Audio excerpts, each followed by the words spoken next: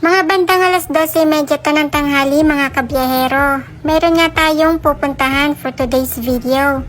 So, ito nga ang inyong kabiyahero, gagayak na. Nag-spray na nga ako nitong aking paboritong pabango.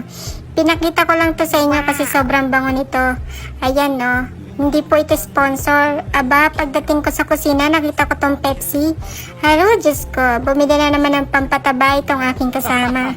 Palibasa, nasa baba lang kasi yung aming bakala. Yung bakala dito guys is yung tindahan dyan sa Pilipinas. Tapos ito, kumuha na rin ako ng ilang tubig. Itatamba ko to doon sa aking sasakyan sa cool box. Naubusan na kasi ako. Tapos ito't lumabas na nga kami ni Maldita. Nasa 4 na palapag nga itong aming apartment. So, bababa tayo dito gamit ang elevator. Kaya nga ito't nagtatabaan na ang inyong lingkod kasi wala nang hagda na dinadaanan. Puro elevator na lang. Ito nga pala yung aking ihahatid. Bali, matagal-tagal ang aming babiyahihin ngayon. So, bali, ito't nandito na kami sa labas. Mapapansin nyo, sobrang init na nga. 36 degree to guys. Kahapon or ng isang araw, 48 degrees. Sobrang init, 'di ba? Summertime na kasi dito sa amin sa Qatar. Wala naman tayong magagawa kasi ganun yung panahon dito. Tapos, hindi ko alam kung kailan ba lalamig. Ito nga't nandito ang aking sasakyan. Dito ko pinark sa may gilid. Ito nga't hindi na nga ako makamulat sa sobrang init. Pero yung kasama ko, ewan ko ba, parang nag-i-enjoy pa sa sikat ng araw. Ito na nga't mag-seatbelt na ang inyong lingkod. Siyempre for safety. Tapos ang ating safety sa ating mata. Huwag kalilimutan. Ayan, naalis na nga tayo. Medyo malayo-layo nga ang ating biyahe, gaya ng sabi ko. Siguro mga nasa 45 minutes kung tatansyahin. Ewan ko ba dito sa amo kong babae, dito pa niya ibinalak na i-schedule yung kanyang anak. Mayroon namang gym dito sa apartment namin.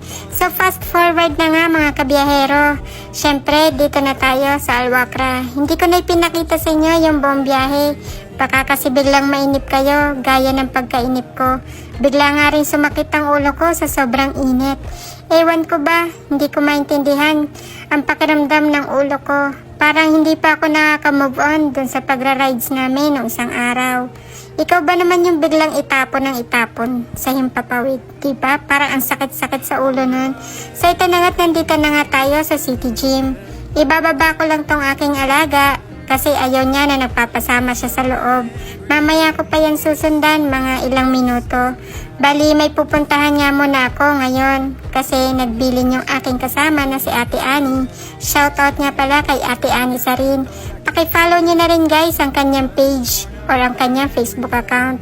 Digital creator na din kasi yon. So ito na nga't nandito na ako sa supermarket.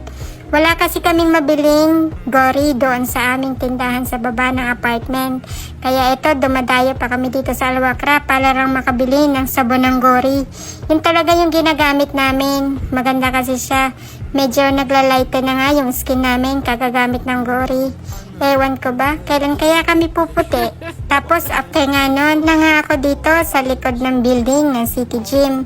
Dito ko nga plinano na mag-park kasi crowded na doon sa harapan.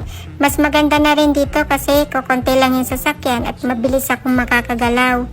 Bali, dito ko na nga lang to iaayos at iiwanan ko na ito for 1 hour. Yun nga lang, sobrang lantad nito sa init. Pero wala akong magagawa kasi ito lang yung maluwag. So ito na nga at mag-aayos muna ang inyong kabiyahero. Mahirap kasi pagpagit tayo pag umakyat sa taas.